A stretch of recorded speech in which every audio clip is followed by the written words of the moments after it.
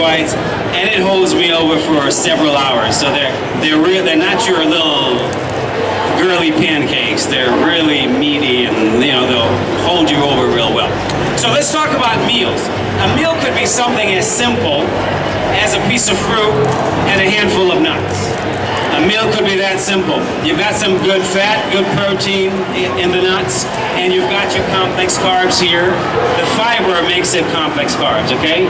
The juice is not the same thing, so we're talking about eating the whole fruit.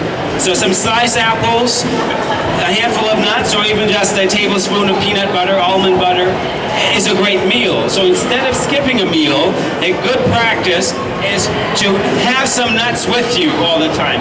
Have some nuts in the car. It could be any type of nuts. A mixture of your favorite. Make sure they're raw. Well, they don't have to be raw. They could be toasted, but unsalted. You don't need all the extra salt. Yeah? You just need the nutrients from the nuts themselves.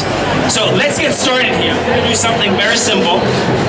How many of you like smoothies? I'm going to make a very simple smoothie. I'm going to start with a banana. Well, I'm going to start with 2 bananas. I'm going to make 2 servings. So 2 bananas. I'm going to go also with soy milk. I like to use soy milk in my smoothies. I don't do a lot of dairy, with the exception of yogurt. I don't do much other dairy, and I like soy milk because it's made from soybean, and I know soy has gotten a bad rap all these years, but from my perspective, it's a very healthy food, and from people in the Asian world who's been eating it for thousands of years, it's a very healthy food to eat.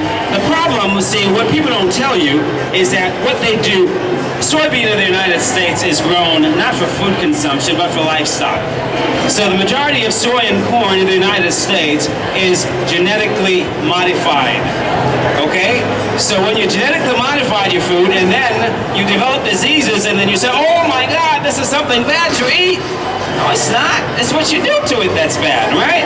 So if you stick to organic, natural food, so whenever I use soy milk or rice milk, you want to make sure, number 1, it's organic.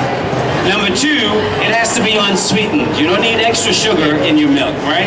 The difference with the unsweetened is you have 1 gram of sugar versus about 7 or 8 grams with the sweetened version. So I'm going to go with a couple, let's do a couple cups of soy milk.